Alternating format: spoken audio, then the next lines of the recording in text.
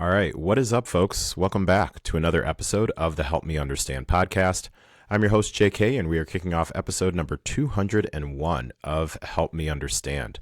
Before getting into today's conversation about talking differences between coaches and influencers within the fitness industry, I want to take a moment, as always, to say thank you for choosing to press play on the Help Me Understand podcast. You have no shortage of different content, especially podcasts, that you can consume these days.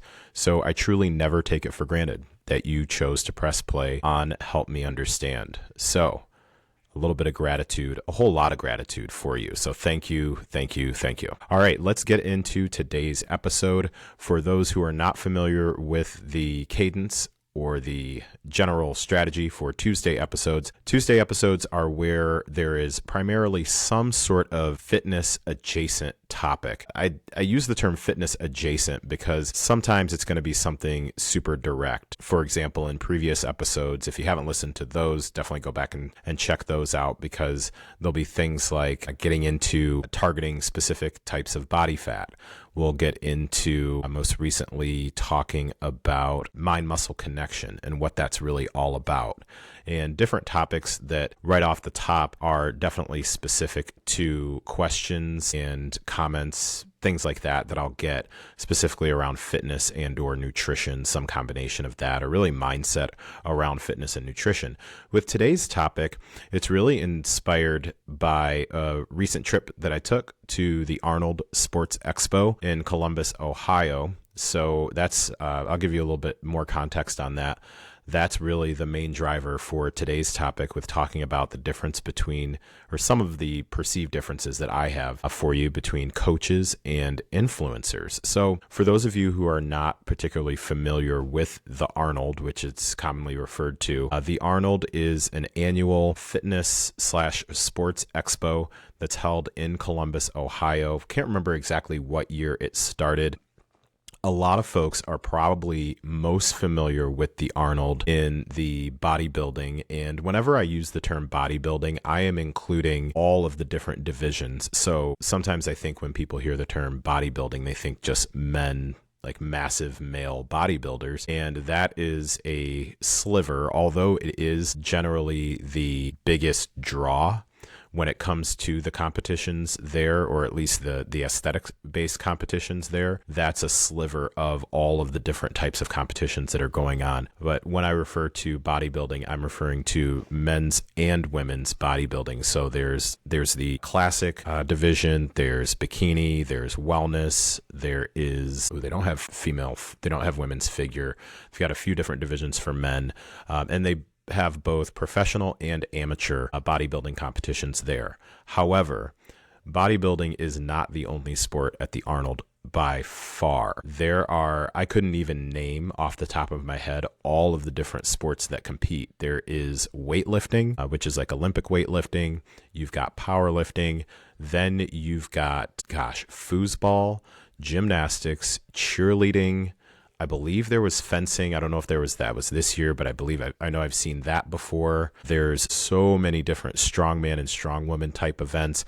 Like, it is truly like the one time of year where you can, depending on what you're into, you can find pretty much any sort of individual competition type sport, and you can find that there.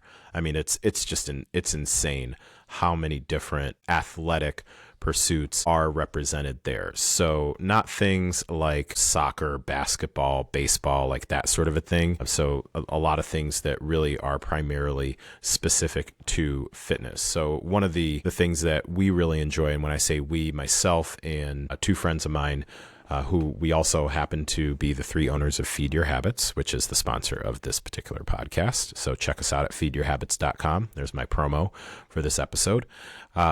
We check this we check the Arnold out every year. We've gone every year that we could since 2018. So we went 2018, 2019, then 2020, the Arnold was canceled. I believe it was full out canceled due to COVID. And I distinctly remember, I think we found out like 2 days before we were supposed to leave or something. Yeah, because I believe it was a Tuesday, because I had a meeting that I typically would go to on Tuesday nights, and I remember getting the message that, it looks like the Arnold is off, and we typically would leave on a Thursday. So 2020, no Arnold. 2021, it was closed unless you were specifically competing, I believe, in certain sports. So we didn't go in 2021, but then went back in 22, 23, 24, and now in 25. So I think if you put all that together, we have been 6 years running. And the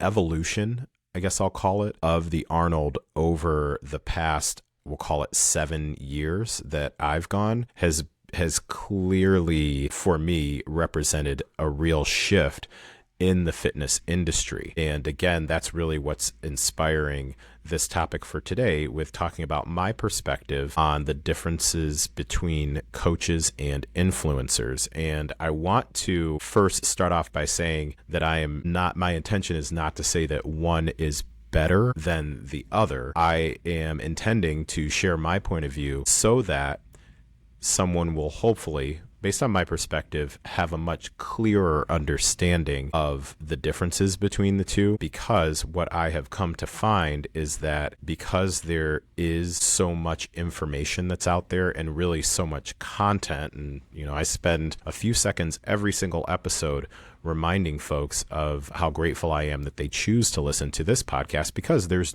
truly no shortage of content. Like, I mean that when I say it, there is no shortage of content. So with there being so much fitness related content that is out there, the feedback that I have heard from my clients and just the average person that I may happen to talk to about fitness is that it's becoming more and more and more difficult to really figure out who is or isn't a reputable source of information, who is or isn't able to actually help with the problem that a person is trying to solve, who is or isn't able to speak with an amount of actual knowledge, like who actually has the knowledge, and almost even more importantly, who has the understanding of the application of that knowledge in order to help people. So you will have folks who will sign up to work with someone who's a coach, and then it turns out that the individual tends to be more of an influencer. Or you may have somebody who is a coach who's just kind of really skewed more towards influencer without necessarily realizing it. So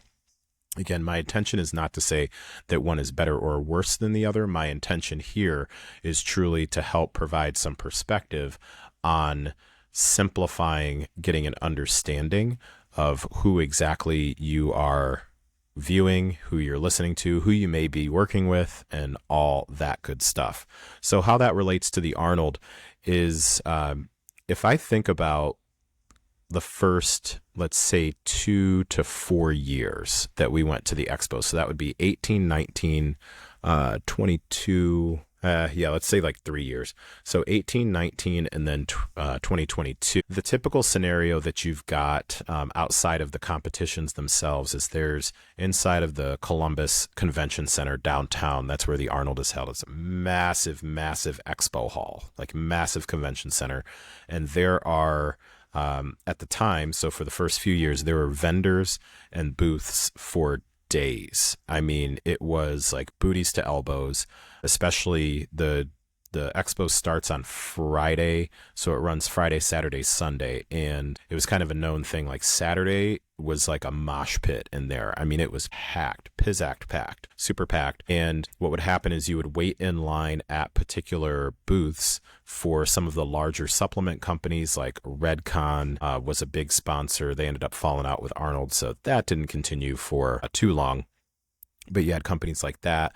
Bodybuilding.com, I remember, was a massive company that had a massive footprint there. Bang Energy had a big footprint there. I can't remember all the ones off the top of my head, but just this would have been where, that was like part of the experience, was going, and then you'd stand in line for maybe about like an hour at the most. I never really did a ton of that, but you'd stand in line, and then when you got to the counter, they'd give you basically like this massive goodie bag. I mean, you could walk out with samples of the latest like supplement, energy drink, protein, creatine, like whatever. Plus you also would get like a free t-shirt, a sticker, and a shaker cup. I mean, you walked out with so much stuff. You almost had to bring like an extra suitcase just to hold all the free stuff that you would get. And now then, fast forward to the most recent experience, what my observation is that the influencers, so your YouTube, and it's really like primarily YouTubers, have really, really taken over. And that was really primarily where what a lot of people were in line and waiting to see. They were waiting in line to take photo opportunities and buy products from different vendors, primarily like apparel companies. Like Young LA basically had like a whole like takeover of a good like quarter of the convention center. And if you've ever been to the Arnold, you know that like a taking over like, I don't know, 20%, let's say, of the convention center is a large footprint. I mean, when I say they had it on lock, they had it on lock. It was pretty impressive. But you had multiple like big kind of YouTuber influencer appearances, and people were waiting in line for hours. And I'm not over exaggerating when I say hours. And if I think back in the day, you would be waiting in lines like that so that you could meet the actual athletes themselves. Like if you're familiar with strongman athletes like Thor, or you were waiting in line to meet and get a photo opportunity with some of the biggest bodybuilding names in the world, like Chris Bumstead, or C-Bum as he's known, who was like, what was he, 5 or 6 time Mr. Olympia. You were waiting in line to see the actual athletes themselves, the competitors themselves. Now folks are waiting in line to meet the folks that are famous via YouTube and TikTok and Instagram. So these are not folks that primarily aren't folks that are competing. They are folks that have built like just a massive, massive social media following. So it was just such a different, it was just a way different vibe from the standpoint of understanding that I am definitely not the target audience for about 98% of the supplement and apparel vendors that are at that show. So I do understand that a dude in his mid 40s is probably not the target market for companies like Young LA, for example, which I totally get. Like, that's all good. I'm just making an observation. And again, it kind of provided a little bit of inspiration for this particular episode. So we're still going to be keeping with the theme of Tuesdays being somewhat fitness related. This is just a little bit more of a kind of a different side of fitness. And the last thing that I'll say before getting into what I jotted down here is basically like five differences between a coach and an influencer. The last thing that I'll just mention is this also comes to mind because based on the feedback that I've received from my clients, something that I believe I do pretty well and that they've given me the feedback on is really try to kind of clear the noise and simplify things that are being overcomplicated. It seems like sometimes just for the sake of overcomplicating things, and really just kind of, like I said, sifting through a lot of the content that really seems to take very simple concepts. That's the word I'm looking for. Simple concepts, and really make them more difficult than they need to be. So things like, when's the best time to work out, and the anabolic window, like how long do you have to consume protein after a meal? And then, what's the best diet? And should it be keto, or should I be doing intermittent fasting, or should I be doing macro counting? What's the difference between macros and calories? And just all these different things, like cold plunge, hot sauna therapy, like what should I be doing? These are things that are common topics that we'll discuss, and something that I really try to do is help people understand the different angles that they are being presented this information from. And one of the common threads is that typically, if they're finding that something is becoming more and more confusing because an individual keeps flip-flopping, and I'll get to this in a little bit, there's a difference between adjusting your opinion based on different scientific evidence versus like flip-flopping. 9 times out of 10, they are getting that information from somebody who is more of an influencer than they are a coach. And I'm going to use coach and trainer interchangeably here. Words are hard, interchangeably. So that's what I just tend to find is that typically when there is an overcomplication of something that is a very straightforward and simple concept, it's typically being done so that someone can create the market for a particular product that they now want to sell you to be able to solve this very simple thing that they have now overcomplicated. Just straight up, that's one of the points of view that I have when it comes to influencing. So, all right, let's get into it. So here's what we've got for you today. We've got 5 differences between a coach and an influencer. So number 1, coaches guide and influencers influence. So what I mean by this is that a coach is typically going to focus on the individual that they are working with. They're going to build a rapport with that individual. They're going to connect with that person one-on-one or in somewhat of a group setting. Just there is a focus on being able to connect with the individual, be able to provide like actual individualized, personalized guidance that's going to be based on that person's specific needs, what their goals are, and what their abilities are. And this is something where the term like customized gets thrown around a lot when something, somebody will say, yep, you're going to get a custom training program. And then it turns out that it's not really a custom training program because it wasn't built for that particular individual. Like maybe they put your name on it and they changed a couple of sets and reps, but a coach will typically especially like a really solid coach, if they're saying that they're doing something that's individualized or customized, it's because they've taken time to understand, again, the needs, the goals, and the abilities too of that particular individual. Now, an influencer, so as I said, coaches will guide and influencers will influence. An influencer is primarily going to be driven by reach. So it's not necessarily going to be the depth of the connection that they can create with their clients. It's going to be about how many they can obtain. And a lot of that is going to be driven by not just the number of people that they will get like necessarily into their program. A lot of it is really going to be driven by their social media insights and analytics. So things like likes and shares and engagement, different things like that. So many times from my perspective, when there's an overemphasis on reach versus impact for individuals, what you will typically find is there's less and less of a focus on ensuring at least a general idea or general level of confidence in the accuracy of what they're sharing. And it tends to be more about like emphasizing, okay, this is content that's really gonna like get a whole bunch of likes versus this is content that I believe is going to speak to my direct audience that I understand what they're going through right now. So for example, if I use the example of, let's say like a morning routine, if I'm focused primarily on reach, then I'm going to be talking about,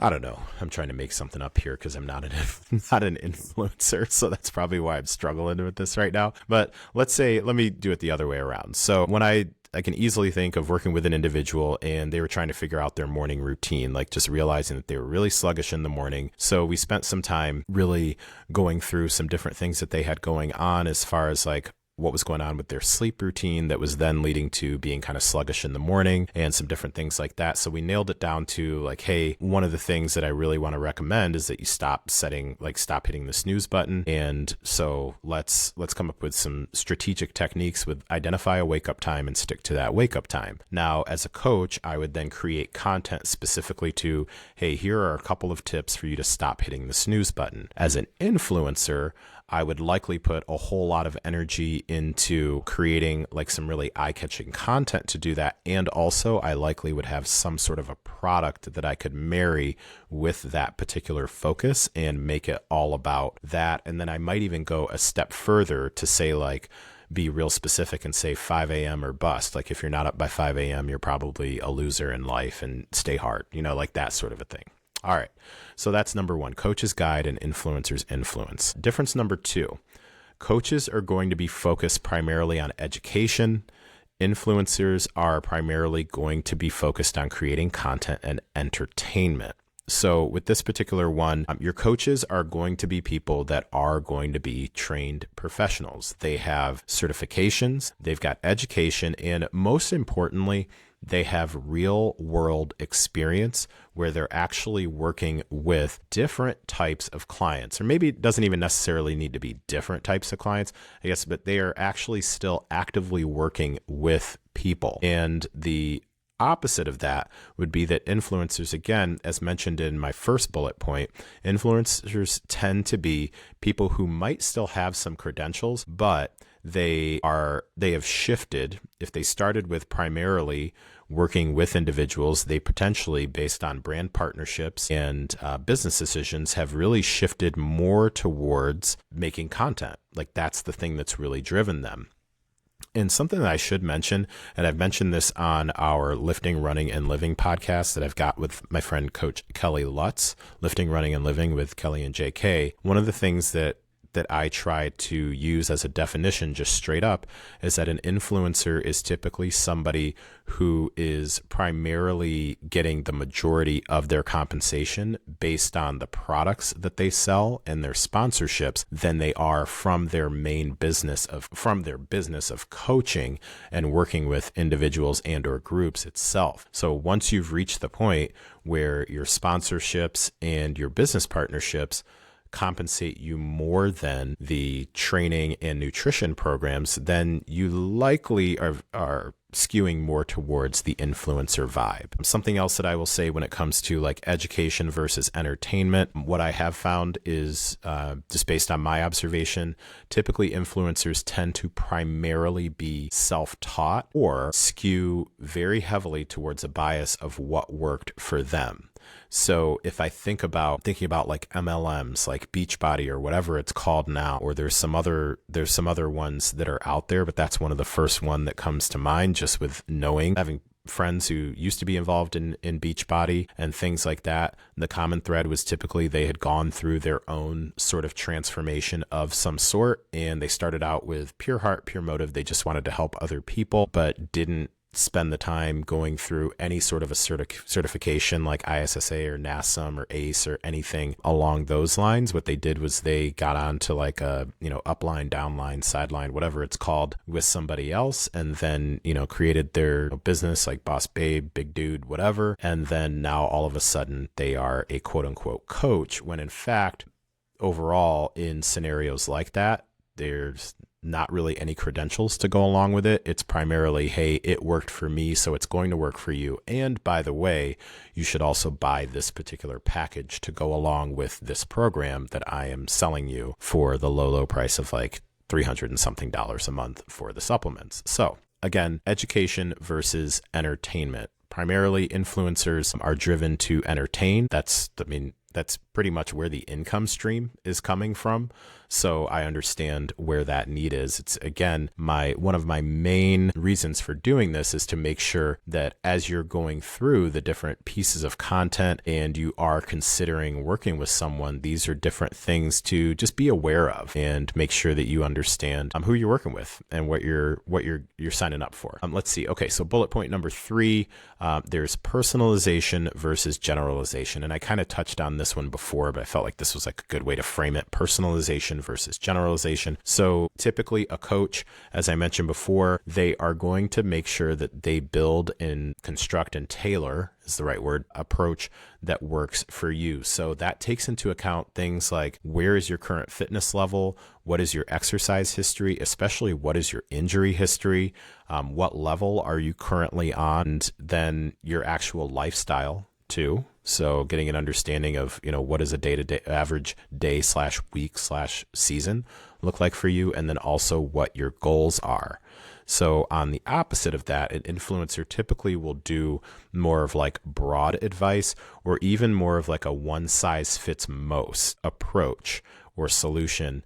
Again, because a lot of times your influencers are going to be driven by, hey, this worked for me, so it's going to work for you. And I've even found that at this point, a lot of those things are starting to be repackaged and renamed to make it look like they're quote unquote customized. Like that's kind of the buzzword now, that they're customized. But when you really start to get into it, what you find is that having a program that's like, okay, well, you can do this at home or at the gym is not the same as customizing a program for an individual. So for example, I'm working with somebody right now who I'm very well aware that if we do a certain amount of lower body pushing volume, things like squats, leg press, split squats, reverse lunge, and then also getting an understanding of how much they walk during the day, I know that based on this individual, there's certain things that will make their plantar fasciitis flare up more or less depending on the level of activity that's in their particular program. That is individualization. That is making adjustments based on the individual, versus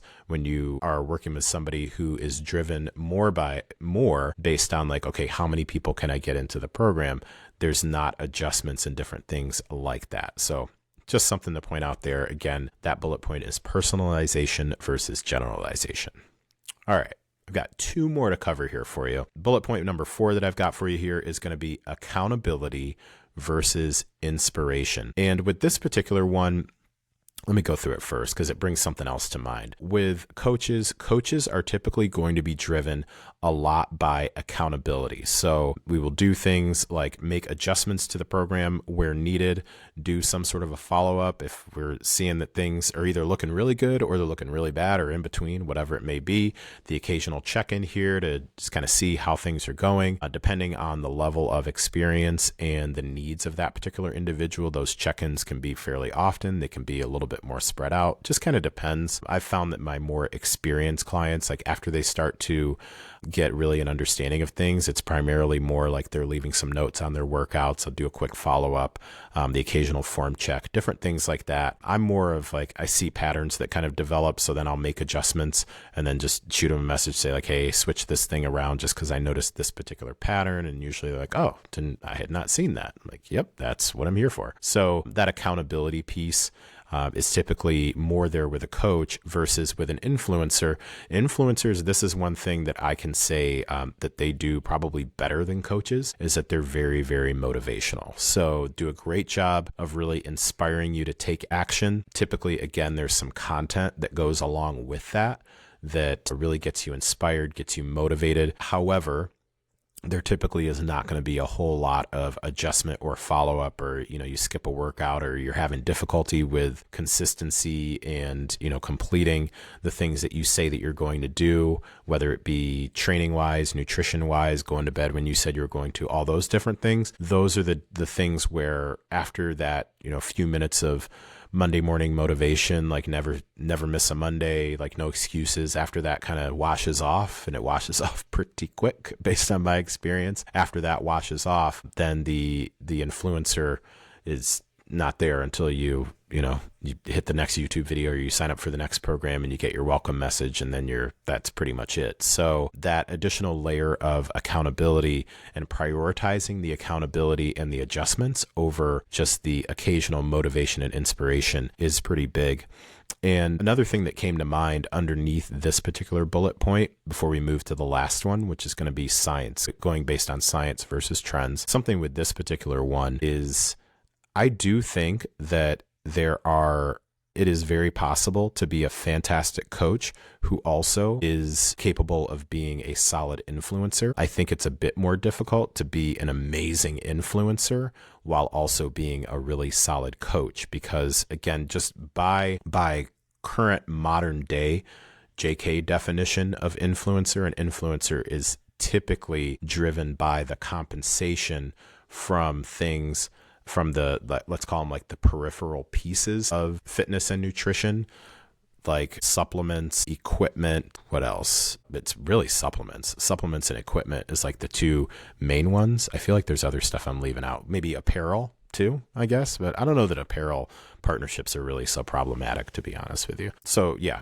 I think that you can have really, really great coaches who also understand the importance of pulling some of the really solid things that influencers do, because I do think it is important to occasionally provide your clients with some motivation, with some inspiration. I just think that typically, again, if you find that it's like that's pretty much all that you're primarily getting without the adjustments. So it's like if you're reporting back like, hey, I just don't feel motivated, I just don't feel like I'm doing very well, like that sort of a thing, and they can give you the pep talk and all that good stuff, and then there's never okay, well, let's pull up your program and kind of take a look, and oh yeah, I do see where over the past 7 workouts you've gotten 3 of those workouts completed.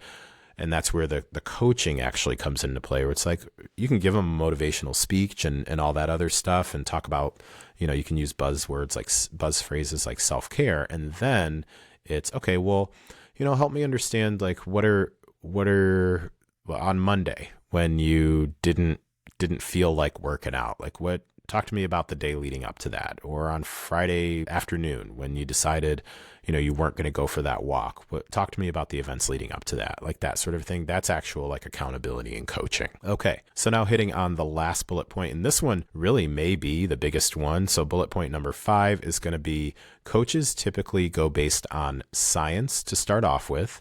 And then what I find is influencers will typically be driven by the trends. And this is something that I was referring to earlier, where I mentioned my perspective, heavy emphasis on my perspective. My point of view is that if you are finding that an individual tends to flip-flop a whole lot and or overcomplicate things, then that typically is the sign of somebody who's more of an influencer. So it's kind of like just going where the wind blows. It's like the leaf blowing in the wind. Yeah, it's kind of like a leaf blowing in the wind versus like a tree that's rooted, where the branches every now and then will blow from side to side, but that tree is rooted in the relentless basics. So coaches, typically they're going to rely on some sort of proven principles. So they typically will use like science-backed both training and nutrition strategies, and things that at the very base are going to be sustainable. Now, that certainly doesn't mean that you never branch, using this branch thing crazy. That certainly doesn't mean that a coach will never branch out and try some different things and experiment a little bit with different things. I've got a couple of my clients who are really experienced, where I can tell them like, hey, for the next 3 weeks, I'm going to shift things. We're going to try this. Like, we're just going to try a completely different approach, or we're going to try a different technique, like maybe some cluster reps or do some myo reps on this particular movement, just to kind of, shake things up a little bit, get a little bit of a different stimulus, like try some different techniques that maybe they haven't before, or maybe even experiment. I remember one of the things that I did with one of my clients was, instead of, so say we were doing like Bulgarian split squats, which is like the movement everybody loves to hate. So one of the things that we tried is, instead of, let's say we were doing 3 sets of 10. So instead of doing 1 set on the right for 10 reps, then a set on the left for 10 reps, then going back and do a set on the right for 10 reps, then a set on the left for 10 reps. What we did is we would do a set of 10 reps on the right leg, rest about 1.5 minutes, then do another 10 reps on the right leg, rest another 1.5 minutes, and then do the last set of, let's say, 10 reps, and then move over to the left. So basically, instead of alternating legs with each set, we basically did all the reps on one side and then moved over to the other side, for no reason other than we want to try something totally different, switch some things up. She was somebody who wanted to see, some different a different leg growth there than where she had been. We wanted to try something a little bit different, and she was willing to experiment, and it actually turned out just fine. I mean, no harm, no foul. She was in, she definitely felt a different stimulus for sure. Like, there was definitely, it took a few weeks to get acclimated to that. But once she got acclimated to it, then we were able to install the progressions and be able to lift heavier and all that good stuff. So that's just an example on how, just because you are relying on those proven principles doesn't necessarily mean that you never deviate or never branch out from there. Now, on the flip side, influencers, typically they're going to chase like what's trending. So whether it is like the newest like viral like workout type thing that just came up, or if it's some sort of like a crash diet or whatever, it's like, as soon as they see that something's like a trending topic, then that's got to be inserted in every single workout, no matter what. Like, one of the thing was what we call like lengthened partials, where if let's take a movement like a single arm row. So for a while, like everybody and their mother was like, oh, length and partials, that's the move. We got to put length and partials and everything. So what that would be is if you had a single arm row, if you're watching on YouTube, you can see this. So if you had a single arm row, the lengthened position is when the arm is fully stretched out. So you would do your rows full range of motion, and then you would do a lengthened partial set where you'd pull, let's say, about 60 to 70% of the way in. So you wouldn't pull all the way in, you would pull more like at the end range or the lengthened portion. And I remember seeing some folks that literally put in lengthened partials for like every single movement in the program. And that can either be a coach who's like gotten way too excited about research, needs to kind of chill for a minute, or typically that's more of like influencer type behavior because it's like, hey, that's what's hot in the fitness streets right now, so I must insert that into every program. Or something like putting booty bands, like using booty bands around the legs for literally like every movement. Like you got to do them for walking lunges, use it for the leg press, use it for hip thrusts, use it for bicep curls. Like you just got to have booty bands for everything. Like those are kind of the things that, again, really goes back to the main thing where your influencers are typically, again, going to be driven by the audience engagement, which really coaches could, like myself, holding up the mirror here, coaches like myself could definitely do a lot better with understanding the importance of having content that is engaging while also maintaining true to the reliable, like proven foundations that work when it comes to training. So I guess I say all that to say there are certainly some things that coaches could take from influencers to perhaps like enhance our own businesses and reach and different things like that. I just think at the end of the day, and I'm bringing this episode to a close, at the end of the day, my primary point of view is that this is an important topic to bring up because, again, my belief based on client feedback and otherwise from general public is sometimes it just gets really, really difficult to know who to listen to, who to believe. And, I could be full of it too. Honestly, I'm not. And also, I don't know anybody who's full of it who tells you that they're not full of it. So my best advice for you is take these different things that I've talked about. So again, to review these 5 bullet points. Number 1, coaches are going to guide. Influencers are going to be driven by influencing. Number 2, coaches are going to focus on education. Influencers are going to focus on entertainment. Number 3, coaches they tailor a plan based on personalization, and an influencer is typically going to focus on generalization, like what has the broadest reach. Number 4, coaches are going to provide accountability. Influencers are going to provide inspiration and motivation. And then lastly, number 5, coaches are going to be rooted in science and influencers are going to be driven by trends. So my hope for you is that with this episode and a bit more of a deeper dive into just like, instead of just some like rant back and forth about coaches versus influencers and all that, who's better or worse or whatnot, I'm more all about like, well, let me help you understand the angle of both of them and then hopefully provide you with a clearer perspective so that you can make a more informed decision. That's really the biggest thing, is help you make a more informed decision. All right. So with that, we are going to bring episode number 201 to a close. So if you've listened this long, I sincerely appreciate it. Thank you so much for listening to another episode of the Help Me Understand podcast. Take care, and we'll talk to you next time.